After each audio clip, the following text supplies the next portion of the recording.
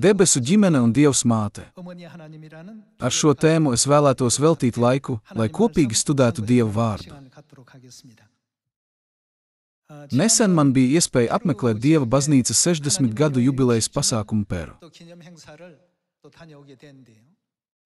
Tajā pasākumā es satiku daudzus cilvēkus. To apmeklēja arī valdības amatpersonas. Vai Peru nav pārsvarā katoļticīgo valsts? Kad viņi atnāca uz baznīcu, viņu nepārtraukti uzdotais jautājums bija: vai Dievs māte patiešām ir pieminēta Bībelē? Es nekad dzīvē neesmu dzirdējis ko tādu. Tomēr mums vajadzētu pārbaudīt, vai Bībele patiešām liecina par to, vai ne? Hozejas 6. nodaļas 6. pantā ir teikts: man patīk Dieva atziņa un nebūtne dedzināmie upuri, norādot, ka Dievs dod priekšroku, lai mums ir pareiza izpratne par viņu, nevis tikai sniegt viņam dievkalpojumu. Tad vai Dievs, kuru mēs godājam, patiešām ir tikai Dievs tēvs? Vai nav Dieva mātes? Mūsdienās ap mums ir daudz kristiešu. Ir daudzi cilvēki, kas lepni saka: es zinu Dievu un es ticu Dievam saskaņā ar Bībeli. Viņi arī ir mācīti un tic, ka kalpošana tikai Dievam tēvam ir pareizais ticības ceļš un patiesības ceļš. Tomēr, ja ir Dievs māte, tad viņu ticība ir pilnīgi atšķirīga no Bībeles. Atklāsmes grāmatas 22. nodaļā 18. pantā Dievs brīdina ikvienu, kas dzird šīs grāmatas pravietojumu vārdus, nepielikt un neatņemt no Bībeles pravietojumu vārdiem. Vai Dievs nevēlas, lai cilvēce sekotu pestīšanas principiem, kurus viņš ir norādījis Bībelē cilvēces glābšanai? Vai nav kāda Dieva mācība, kas ļauj visiem bez izņēmuma nožēlot grēkus un atgriezties mūsu mūžīgajās debesu mājās?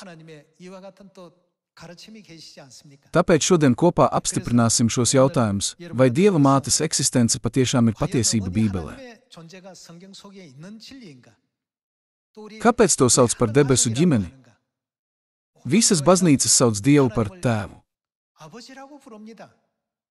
Starp visām baznīcām ir vienprātība šajā jautājumā, neskatoties uz piederību konfesijai. Kāpēc mums ir jāsauc Dievs tikai par tēvu? Vai tas ir tāpēc, ka Bībelē nav pieminēta Dievs māte? Nē, tas nav tā. Tāpēc šodien kopā skaidri meklēsim Dieva gribu. Aplūkosim Atklāsmes grāmatas 4. nodaļas 11. pantu.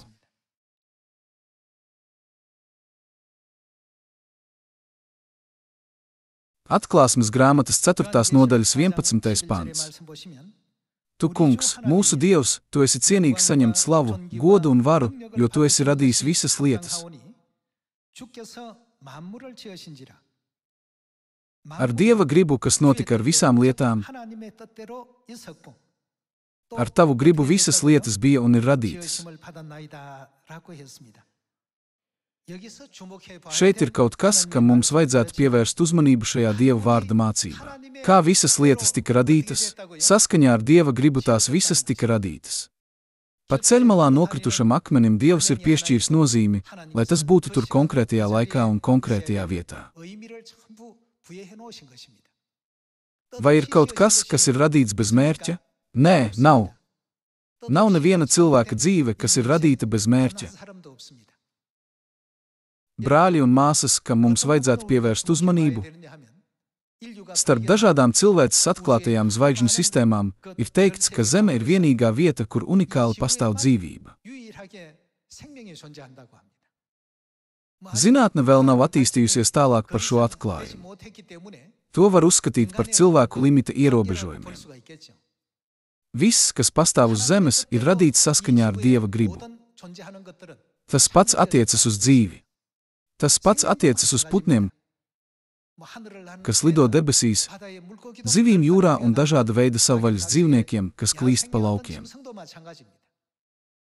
Tas pats attiecas uz cilvēkiem. Vai ir kāda būtne, kurai ir dota dzīvība bez mātes? Pilnīgi noteikti nē. Kāpēc, lai tēvs, kurš ir spēcīgāks, nedzemdētu bērnus? Dieva providence ir iekārtota tādā veidā, kas ļauj bērniem piedzimt caur māti. Iemesls, kāpēc dzīvība var pastāvēt uz zemes, ir māšu esamība. Padomājiet par zivīm jūrā. Iedomājieties, ja tur nebūtu zivju mātes. Vai dzīvība jūrā joprojām varētu pastāvēt? Paskatieties uz visiem putniem, kas lido debesīs. Ja nebūtu putnu mātes, vai dzīvība varētu pastāvēt putnu pasaulē? Tas pats attiecas uz cilvēku pasauli. Vai ne māšu esamības dēļ Zeme var būt unikālā dzīvības planēta visumā?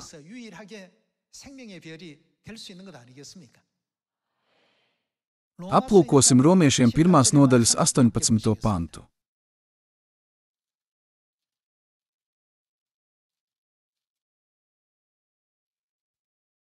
Romiešiem 1. nodaļas 18. pants.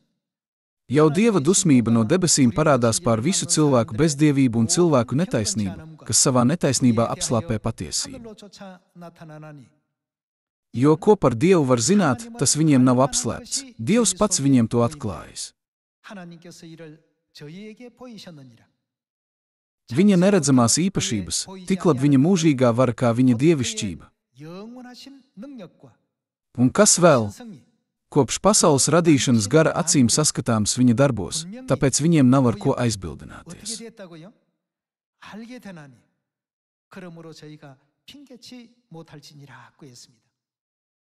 Vai tas nozīmē, ka aplūkojot visas lietas, mēs varam saprast Dieva gribu? Tā kā Dievs visu ir izveidojis skaidri, mēs varam saprast viņa gribu. Dievs radīja visas lietas tādā veidā, ka cilvēce nevar attaisnoties. Mēs nezinājām par Dievu māti, jo mēs neesam dzirdējuši par viņu. Vai tā ir tikai dzīvnieku pasaulē? Tas pats attiecas uz augu pasauli. Ceļmalās ir daudz koku. Rudens laikā visi gingo koki, kas nes riekstus, ir mātes koki. Vai es pateicu kaut ko pārāk pašsaprotamu? Ja nebūtu mātes koku, tad visa augu pasaule zaudētu dzīvības būtību. Tāpēc māte ir dzīves vienība. Pasaule bez mātēm ir nāves pasaule, kurā dzīvība nevar pastāvēt. Dievs arī teica, tiklab viņa mūžīgā vara kā viņa dievišķība, kopš pasaules radīšanas gara acīm saskatāms viņa darbos. Tāpēc neviens nevar sevi attaisnot, sakot, mēs nekad neesam dzirdējuši par Dievu tēvu un Dievu māti, tāpēc mēs nevarējām viņiem ticēt. Ja ir Dievs tēvs, tad dabiski, kam vēl ir jābūt? Diemžēl mūsdienās cilvēki uzstāj, ir tikai viens Dievs, Dievs tēvs, bet Bībele, ko viņi lasa, un Bībele, ko mēs lasām, ir viena un tā pati. Neatkarīgi no tā, vai tā ir angļu valodas Bībele, oriģinālā ebreju Bībele vai oriģinālā grieķu Bībele, visas Bībeles ir vienādas. Taču šajā Bībelē Dievs to jau ir sakārtojis saskaņā ar savu gribu, lai dzīvības dzimšana nevarētu notikt bez mātes. Neatkarīgi no tā, vai tā ir augu pasaule, putnu pasaule, kas lido debesīs, savvaļas dzīvnieku pasaule, kas skrien pa laukiem, vai zivju pasaule ūdenī, dzīvība nevar pastāvēt nevienā valstībā bez mātes. Kurš to tā izveidoja? To nebijāt radījuši jūs vai es? Dievs to tā radīja. Jautājums ir šāds, ko Dievs ļauj cilvēcei uzzināt no visām dzīvajām radībām, kas atspoguļo viņa gribu? Visa dzīve patiesi ir īslaicīga. Tāpēc mēs visi ceram dzīvot mūžīgi. Lai mēs virzītos uz mūžīgās dzīvības pasauli, Dievs caur Bībeli ir darījis zināmu visai cilvēcei, ka eksistē ne tikai Dievs tēvs, bet arī Dievs māte.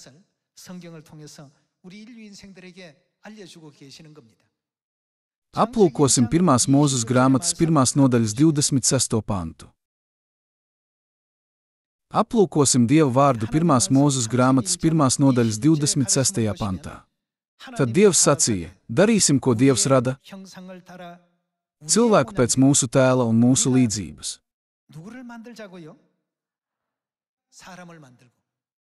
Tas nav tikai viens Dievs, kas radīja cilvēci. Brāļi un māsas, katrā valstī ir Bībeles biedrības un tajās tiek publicēti tulkojumi, kurus šīs Bībeles biedrības ir publiski apstiprinājušas. Tas nozīmē, ka viss tiek tulkots tādā veidā, kas ir saskaņā Bībeles oriģinālu valodu. Arī tur ir teikts mēs. Spāņu valodas Bībelē, korejiešu valodas Bībelē un pat oriģinālajā ebreju Bībelē tiek izmantota daudzskaitļu forma. Dievs sacīja: darīsim cilvēku pēc mūsu tēla un mūsu līdzības.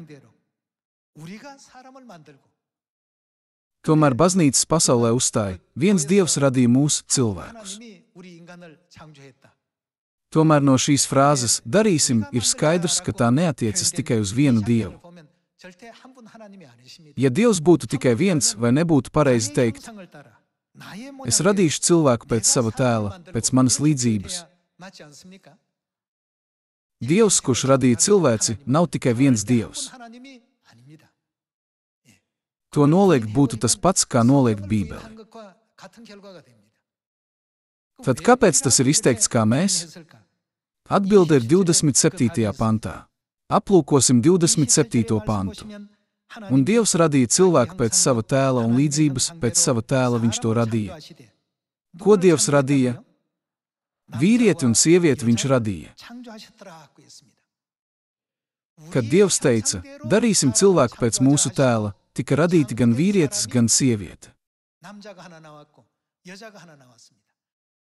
Tad vai tas nenozīmē, ka Dievā ir Dievs ar vīrišķību un eksistē arī Dievs ar sievišķību?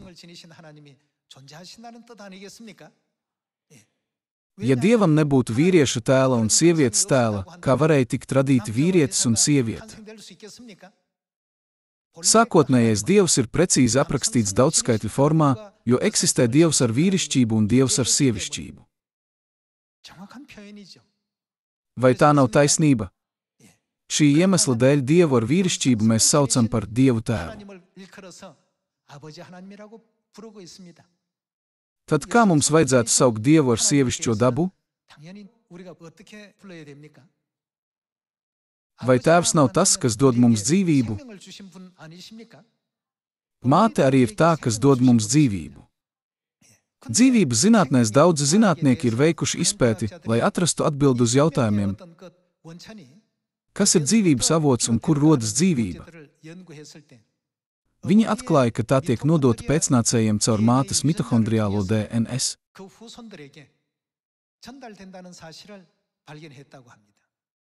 Tas nozīmē, ka dzīve nekad nevar būt pilnīga tikai ar tēvu.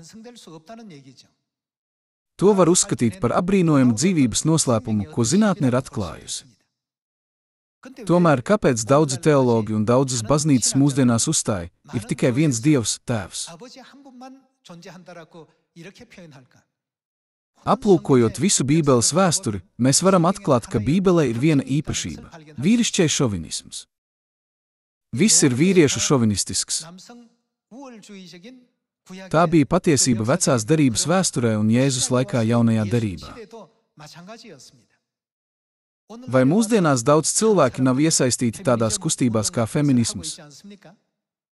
Turklāt Peru, kur esmu viesojies, valsts prezidente ir sieviete. Vai arī ASV šobrīd prezidenta kandidāte nav sieviete?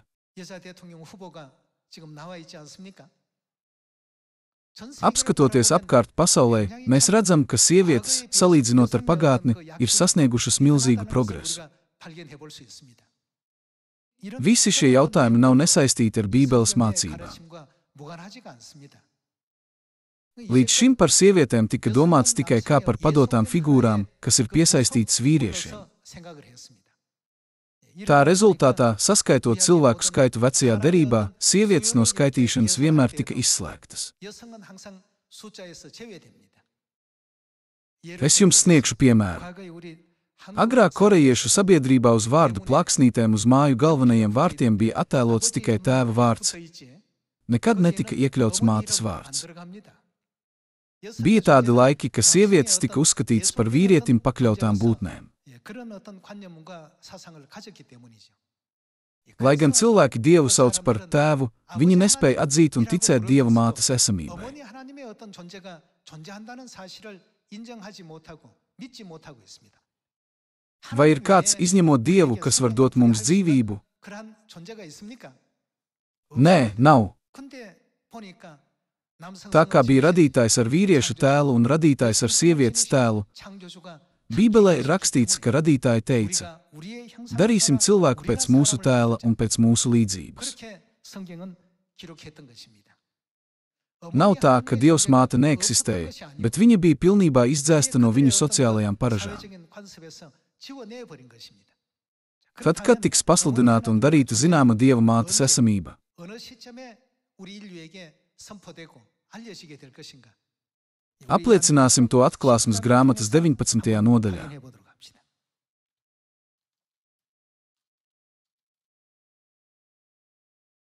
Aplūkosim Atklāsmes grāmatas 19. nodaļas 6. pantu. 19. nodaļas 6. pants. Tad es dzirdēju balsi, tā bija kā liela ļaužu pulka kliekšana, kā liela ūdeņu krākšana un kā stipra pērkona rūkšana, kas teica: Alleluja! Jo ir sācis valdīt Kungs mūsu Dievs, visu valdītājs. Priecāsimies, gavilēsim un dosim viņam godu, jo atnākušas Jēra kāzas. Ko attēlo Jērs? Jērs attēlo Jēzu. Vai Jēzus apprecējās, kad viņš atnāca uz šo zemi?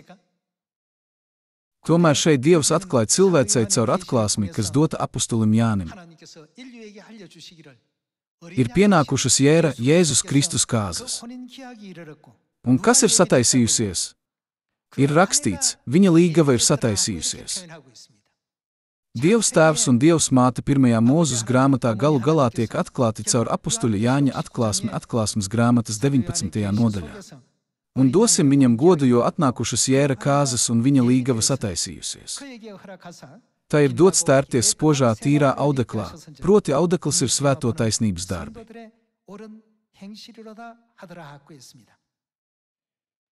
Vai Jāņa 1. nodaļas 29. pantā Jānis Kristītājs nesauca Jēzu par Dieva jēru, sakot: redzi, Dieva jērs, kas nes pasaules grēku.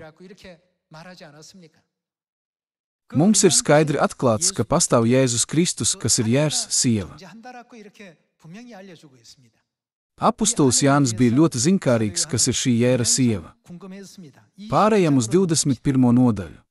Atklāsmes grāmatas 21. nodaļa. Aplūkosim 9. pantu. Tad atnāca viens no 7 eņģeļiem, kuriem bija 7 kausi, pildīti ar 7 pēdējām mocībām, runāja ar mani un sacīja: nāc, es tev rādīšu līgavu, Jēra sievu. Jānis bija ļoti priecīgs, kad eņģelis teica, ka parādīs viņam Jēru un viņa sievu. Turpināsim ar 10. pantu. Viņš mani aiznesa garā uz lielu, augstu kalnu un rādīja man. Ko viņš viņam parādīja? Svēto pilsētu Jeruzālemi nokāpjam no debesīm no Dieva. Eņģelis sacīja: es tev parādīšu Jēru un Jēra sievu, un ko viņš parādīja Jānim? Viņš parādīja viņam svēto pilsētu Jeruzālemi. Visiem vārdiem Bībelē ir pāri panti. Ja mēs pareizi nesavienojam pārotos pantus, mēs nevaram atklāt patieso Dieva gribu. Tagad apskatīsimies, ko šeit attēlo Jeruzāleme, aplūkojot saskaņotos pantus. Galatiešiem 4. nodaļa.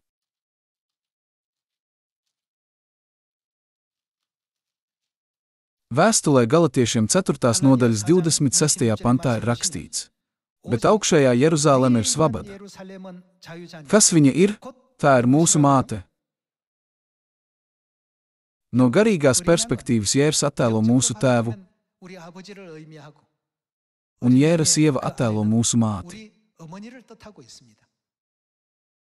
Brāļi un māsas, vai vārds māte ir atrodams Bībelē vai nē? Neskatoties uz to, ka Bībelē tas ir skaidri teikts, visas šīs patiesības ir apspiestas tūkstošiem gadu, un muļķīgais apgalvojums, ka Dievs ir tikai viens, ir ticis nodots līdz pat šai dienai.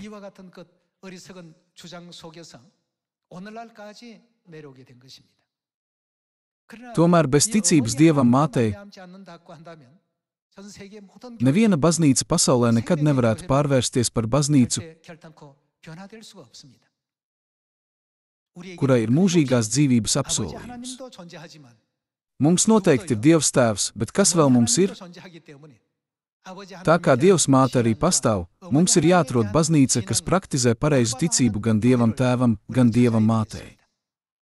Pāriesim pie Atklāsmes grāmatas 22. nodaļas. Aplūkosim Atklāsmes grāmatas 22. nodaļas 17. pantu. Un Gars un līgava saka. Šis fragments, kas tika aprakstīts kā Jērs un Jēra sieva un Jērs un viņa līgava Atklāsmes grāmatas 19. un 21. nodaļā, ir izteikti kā Gars un līgava Atklāsmes grāmatas 22. nodaļā 17. pantā. Gars kā daļa no trīsvienības nozīmē Dievs Tēvs. Lieki teikt, ka līgava ir Dievs Māte. Dievs Tēvs un Dievs Māte saka: Nāc, un kas to dzird, lai saka, nāc, kam slāpst, lai nāk, kas grib, lai ņem dzīvības ūdeni bez maksas.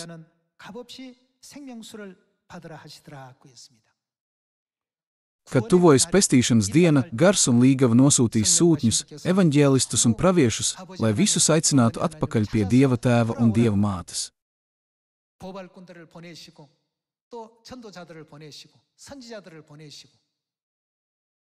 Šādā veidā, lai vestu visu pasauli uz dzīves pasauli, Dievs Tēvs un Dievs Māte šobrīd meklē un aicina visu cilvēci.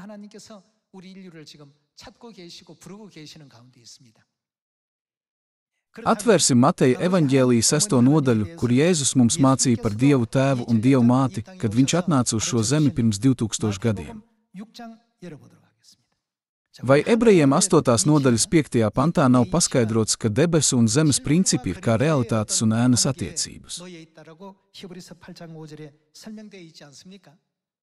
Atvērsim Mateja evaņģēlija 6. nodaļas 8. pantu. Tad nu netopiet tiem līdzīgi, jo jūsu tēvs tas ir Dievs. Jau zina, kā jums vajag, pirms jūs viņu lūdzat. Jēzus mums mācīja, ka Dievs ir mūsu Tēvs. 9. pants. Tāpēc jums būs tā lūgt. Kā mums vajadzētu lūgt? Mūsu Tēvs debesīs. Svētīts, lai top tavs vārds. Šādā veidā viņš mums mācīja kunga lūgšanu, ko mēs ļoti labi zinām. Tad vai debesīs ir tikai Tēvs? Kā mēs redzējām iepriekš Galatiešiem 4. nodaļas 26. pantā. Bet augšējā Jeruzāleme ir svabada, tā ir mūsu māte. Viņa ir mūsu māte. Augšējāk attiecas uz debesīm. Mūsu Tēvs debesīs, mūsu māte debesīs. Tāpēc mēs varam apstiprināt, ka mūsu gariem ir Dievs Tēvs un mūsu gariem ir Dievs Māte. Šī patiesība ir atrodama visā Bībelē, tā kunga lūgšanā, atklāsmē, kas dota apustulim Jānim Atklāsmes grāmatā, 1. Mūzes grāmatas 1. nodaļā un Galatiešiem 4. nodaļā. Brāļi un māsas, ko parāda Tēva eksistence. Tas nozīmē, ka ir bērni. Ja jums nav bērnu, vai jūs varat kļūt par tēvu, pat ja jums ir 100 gadi? Nē, jūs nevarat. Lai Dievu sauktu par tēvu, ir skaidri jābūt viņa bērniem. Tāpat kā ir tēvi un bērni zemes ģimenēs, noteikti ir tēvs un bērni arī garīgajā ģimenē. Tāpēc zemes lietas tiek sauktas par debesu lietu kopiju un ēnu. Apskatīsim, vai debesīs ir garīgie bērni, atverot 2. korintiešiem 6. nodaļu. 2. korintiešiem 6. nodaļa. 6. nodaļas 17. pantā ir rakstīts. Tāpēc aizeita no viņu vidus un nošķirieties no tiem, saka tas kungs, un neaiztieciet neko, kas ir nešķīsts, tad es jūs pieņemšu. Tad es būšu jums par tēvu, un jūs būsit man par kastu būsi. Dēliem un meitām, kura tie ir vārdi, saka tas kungs, visu valdītājs. Pats Dievs mums ir devis šo mācību.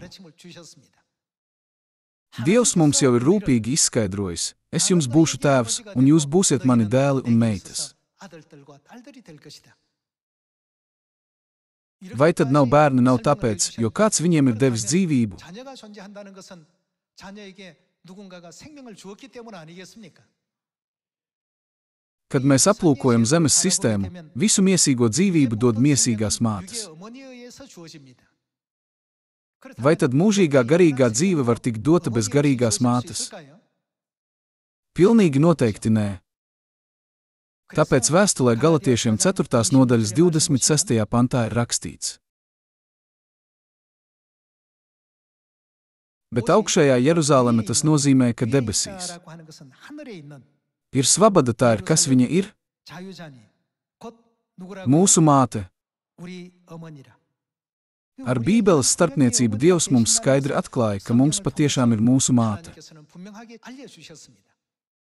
Ja mātes nav, vai vārds tēvs ir nepieciešams, mēs varētu tikai teikt Dievs. Tēvu var uzskatīt kā apzīmējumu, kas dots, lai atšķirtu no Dieva mātes. Turpināsim to apstiprināt. 28. pants. Jūs, brāļi, esat kā Izāks apsolījuma bērni. Bet kā toreiz miesīgi dzimušais vajāja garīgi dzimušo, tā arī tagad. Bet ko saka raksti? Padzen kalponi un viņas dēlu, jo kalponis dēlam nebūs mantot kopā ar svabadās dēlu. Tātad, brāļi, mēs neesam kalponis, kā mēs esam bērni. Bet svabadās bērni. 26. pantā ir teikts, bet augšējā Jeruzaleme ir svabada, tā ir mūsu māte. Un 31. pantā ir teikts, mēs neesam kalponis, bet svabadās bērni. Tāpēc oriģinālajā Bībele apmēram 2500 reižu lieto lietvārdu daudzskaitlī Elohim, nevis Dieva lietvārdu vienskaitlī. Ir iemesls, kāpēc tika lietota Dieva daudzskaitļa forma. Cik ir Dievu? Tā kā gan Dievs tēvs, gan Dievs māte pastāv, oriģinālajā Bībelē tie ir uzrakstīti kā lietvārdi daudzskaitlī. Vārds Eloht vai vārds El no Izraēlas ir lietvārdi vienskaitlī. Lai gan ir lietvārdi vienskaitlī, Dievs izmantoja daudzskaitļu formu, jo tā ir ļoti svarīga nozīme, vai ne? Pretēji tam, kam tic visas baznīcas, Dievs nesauc sevi kā tikai vienu Dievu. Lūdzu, dariet zinām visiem cilvēkiem, kas zina tikai par Dievu tēvu, ka Dievs māte eksistē caur Bībeli, ko viņi lasa.